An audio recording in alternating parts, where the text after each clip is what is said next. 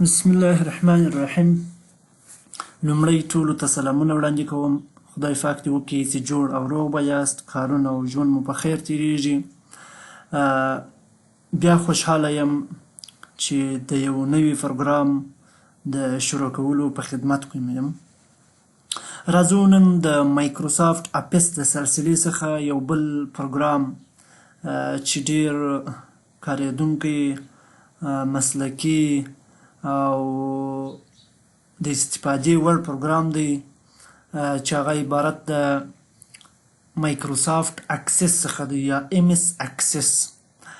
البته موږ سلسله د 2014 اپس ته راخیستې ده، لکه څنګه چې تیر درسونه د مایکروسافټ ورډ، اکسل، پاورپوینټ، پبلیشر دا خلاص شو.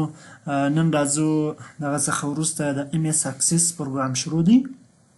بیا هم ټولو ته خبر ورکوم د ذکر شوو پروګرامونو د په ضمن کې ورسره وینډوز دی، فوټوشاپ دی، دا ټول ما خپله تدریس کړي د صفر څخه تر پایه پورې.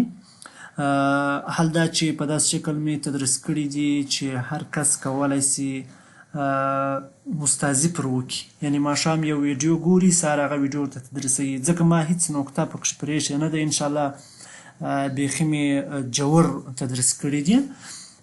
نو ټولې ویډیوګانې زما سره پرتې دي، که څوک اړتیا ورته لري کولی سي چې فلش راولېږي، زه ټولې ویډیوګانې ورته ورکړم. دغه رقم به انشاءالله مخته ځو. ستاسو د دعاګانو په هیله یم، نو هر څومره چې کېږي زه هغومره مخته ځم، کار کوم د خیره. مایکروسافټ اکسس نن ورځ یوازې فقط پیژندګلوي درته کوم چې څه پروګرام دی، د چیش دپاره استفاده کېږي، ګټې یې څه شي دي، په کومو ځایونو کې استفاده کېږي، د کومو پروګرامو څخه دی. یوازې په دې باندې بحث کوو. د سبا څخه به د خیره نور درسونه شروع کوم.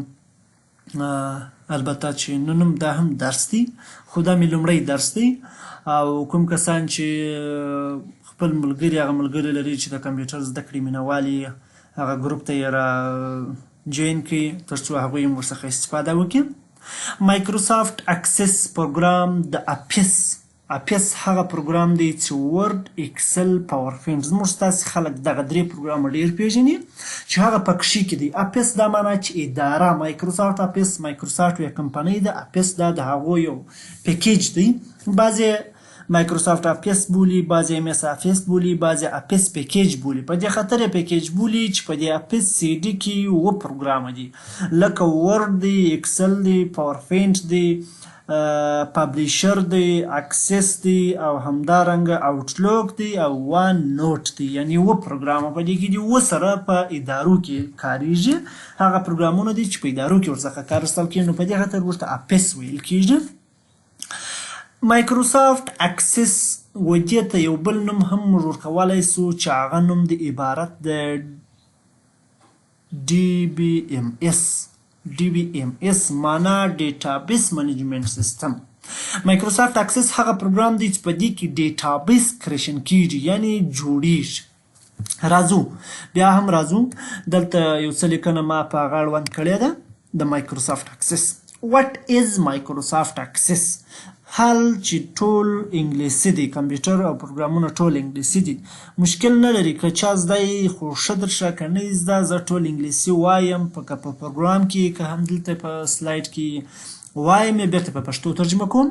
What is Microsoft Access؟ Microsoft Access څه شی دی؟ Microsoft Access is a program of Microsoft Office which was produced by Microsoft company. In Microsoft Access is used for making the database systems for the companies and the organization in school institute is called Microsoft Access. Microsoft Access وای د مایکروسافټ کمپنۍ لخوا پیژندل شوی دی.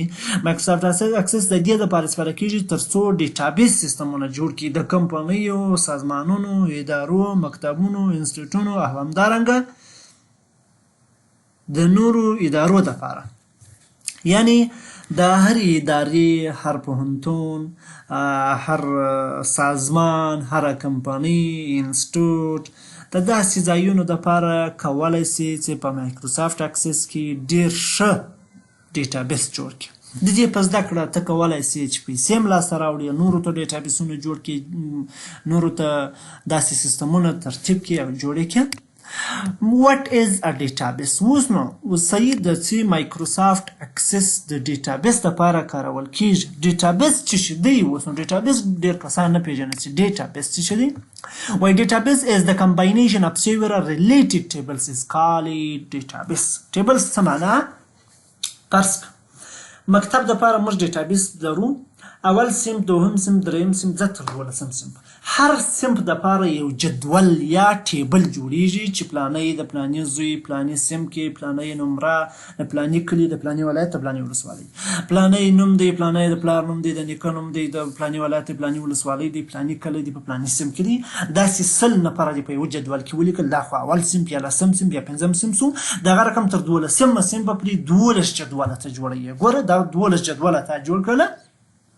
دا 12 جدول دې جوړ کړل. د هر جدول کې د هر شاګرد لپاره جلا جدول جوړیږي چې اطلاعنامه ده، جلا جدول جوړیږي چې 3 کلنې نمرې په اخر صنف کې ورته جوړیږي، جلا جدول ورته جوړیږي چې همدارنګه د ټولو نمرو جدول ورته جوړیږي د هر شاګرد لپاره.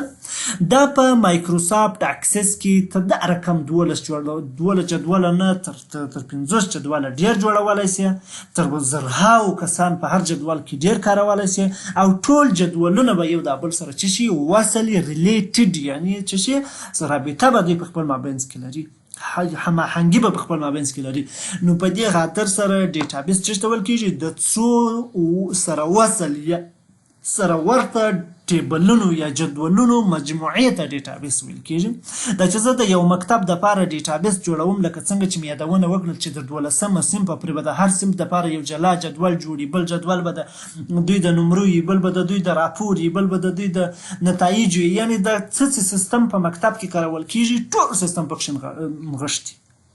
نو دغه ټول سیستم په یو پروګرام کې اداره کول دې ته څه ویل کېږي؟ ډیټابیس ویل کېږي. او دغه تر ټولو اسانه لار چې موږ اوس زیاتره کسان یا ورډ کاروي یا اکسل کاروي، هغه تر ډېرو اسانه لار یې بیا په مایکروسافټ اکسس کې ده چې هر څه به منظم پر وخت په ترتیب او اسانه درته ترسره کېږي. هغه که نمرې، هغه که 3 کلنې نمرې، که اطلاعنامې، که همدارنګه نتایج، اتومات به ټولو ته فورم جوړېږي، اتومات به ټولو ته ریپورټ جوړېږي، اتومات به ټولو ته اطلاعنامې جوړېږي. د دوی د نمرو د وخت او د زمان یا د تعلیمي کال او همدارنګه د کتابو د ټولو پر اساس به دوی ته اتومات شیان جوړېږي. یوازې به ستاسو نمره او نوم تغیرول غواړي.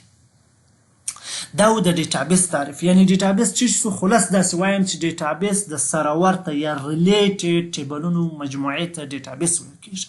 ټیبل لکه څنګه چې مې درته وویل ډیټابیس یا هم څه شي لاندې بل تعریف هم ورته لیکل شوی دی چې ډیټابیس از ټیکن فرام 2 words، یعنی ډیټابیس د 2 کلمو څخه اخیستل شوی دی. یو ډیټا بل بیس. ډیټا خامه ډیټا دې ته چې ویل کېږي ډیټا ویل کېږي، خام معلوماتو ته ډیټا ویل کېږي چې پروسس شوي نه وي. فرض که احمد دی، محمود دی، د پلانې زوی دی، خان دی، جان دی، د پلانې زوی دی، څه شي دی، دا د یو صنف شاګردان چې ټولو تا پر کاغذ پراني لیکلي دي راخې کمپیوټر ته ورچې دې ته ډیټا ویل کېږي. بیس هغه موقعیت ته ویل کېږي چې ته د ډیټا ورچې ډیټا چې د موقعیت ورچول دا په معلوماتو باندې تبدیلیږي، یعنی پروسس کېږي. ډیټا مینس رو انفارمیشن. ډیټا معنا خام معلومات، بیس معنا لوکیشن موقعیت. It is mean that database is location where we will be able to save or put the data of our school, institute, office or organization is called database. یعنی معنا ډیټابیس دا معنا چې هغه لوکیشن یا هغه موقعیت ویل کېږي چې زموږ د انسټیټیوټ، سکول، مکتب، ادارې، سازمان یا دې شیانو ډیټا پکښې دې ته څه ویل کېږي؟ ډیټابیس ویل کېږي. من درته وویل چې ډیټابیس د ټیبلونو مجموعې ته ډیټابیس ویل کېږي. راځو ټیبل څه شی دی؟ What is table? Table is the combination of several columns in rows is called table. Table بیا څه ته ویل کېږي؟ وایي د څو کالمونو او روګانو مجموعې ته څه ویل کېږي؟ ټیبلز ویل کېږي. کالمونو او روګانې څه شي دي؟ فرض که زه ورډ درته راخلاصوم، کله چې مو مایکروسافټ ورډ درته راخلاص کړي، دا زموږ ورډ دی. اوس که زه راسم دلته یو ټیبل جوړ کړم، دا موږ ټیبل جوړ کړي. دا څه شي دی؟ نوم دی. راځو په دې خانه کې زه لیکم نوم، پلار نوم، د نیکه نوم او دارنګه ولایت، ولسوالي، او کلی او نمرې. دا په دې شکل چې دی ودې ته رو ویل کېږي، په دې شکلو ودې ته بیا څه ویل کېږي، ودې ته کالمونه ویل کېږي. نو چې څو کالمه او څو روګانې سره یو ځای شي دې ته یو ټیبل یا جدول ویل کېږي. فرض که یو جدول دا دی، یو بل ته زه جوړوم، بل جوړوم، دې ټوله په خپل مابینځ کې روګانې او کالمونه لري، دې ته څه ویل کېږي، ټیبل ویل کېږي. موږ په مایکروسافټ اکسس کې هم همدارنګه کالمونه او روګانې موږ لرو. د هغه څخه وروسته موږ بیا څه لرو، what is او دلته بیا څه وایي the combination of several records is called table. یا د څو ریکارډونو مجموعې ته بیا څه ویل کېږي، ټیبل ویل کېږي. ریکارډ بیا څه دی، وایي the short information about something or someone is called record. فرض کړه لکه په ورډ کې چې ما دلته درته جوړ کړل، نوم دی د پلار نوم دی نیکه نوم، اوس نوم دی څوک دی، خان دی، د پلار نوم یې جان دی، د نیکه نوم یې څه دی، احمد دی، او ولایت یې ارزګان دی، ولسوالي یې خاص ارزګان دی، او همدارنګه بیا څه دی، ولسوالي یې خاص ارزګان دی، کلی یې حسیني دی، او نمرې یې فرض کړه نوي نمرې دي. دغه د خان په اړه چې ټول معلومات دلته ما درج کړل ودې ته یو ریکارډ ویل کېږي. نو چې څو ریکارډونه موږ دلته جوړ کړو، دلته څو روګانې او څو کالمونه جوړ شول، د دې د دې څو ریکارډونو مجموعې ته موږ څه ویلی سولو، ټیبل ویلی سو. د دې څخه وروسته بیا موږ څه لرو، دلته راځم بېرته خپل سلایډ ښه راځو. د combination of several related field is called record. د ریکارډ پوښتنه درڅخه کېږي. ګوره یو شی بل په یاد ولرئ، کله چې داسې بس ته امتحان ورکوئ چې د ډیټابیس مطابق یا په ډیټا انټري، په دې شیانو کې د ډیټابیس، ټیبل، ریکارډ، رو، کالم او فیلډ، د دې شیانو پوښتنې بیا درڅخه کېږي.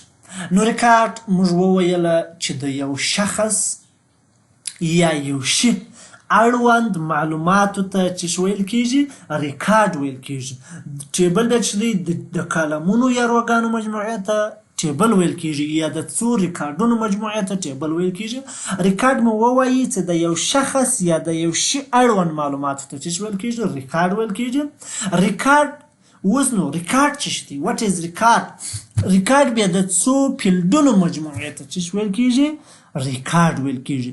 فیلډ بیا څه دی، فیلډ بیا په جدول کې هرې خانې، ګوره خان دی، جان دی، احمد دی، ارزګان دی، د دغه هرې خانې ته بیا فیلډ ویل کېږي. د څو فیلډونو مجموعې ته بیا څه ویل کېږي، ریکارډ ویل کېږي. او یا هم وایي the one column of the table is also called field. کالم نه بلکې یوه دانه سیل، د یوې دانې سیل ته بیا څه ویل کېږي، فیلډ ویل کېږي. Before to open a Microsoft Access program, we have to choose a plus in name for our database. دا جلا درس دی. نو دا پرېږدو. دا تر دې ځایه د نن ورځې درس صحیح دی. راتلونکي درس پر الله سپارم. مخته مو ښه، الله مو مل شه. سبا به د خیره پر نورو موضوعات باندې وغږېږو. نن زموږ لنډ درس څه و، یو MS Access څه شو، MS Access definition یا تعریف یو، او دوهم یې څه شو، ټیبل و، ډیټابیس و، ډیټابیس، او دریم یې ټیبل و، څلورم یې ریکارډ و، ریکارډ تعریف و، پنځم یې د فیلډ تعریف و. نو څنګه چې مو یادونه وکړل، پروګرام انشاءالله تر پایه ټکي په ټکي وایم. خپلو ملګرو سره ویډیوګانې هم شریک کوئ، خپلو ملګرو سره دغه د ګروپ معلومات هم شریک کوئ. وروسته کې به موږ ډېر پروګرامونه، ژبې د کمپیوټر ساینس اړوند مې انشاءالله ډېر ورته پلان دی. الله دې ژوند راکړي.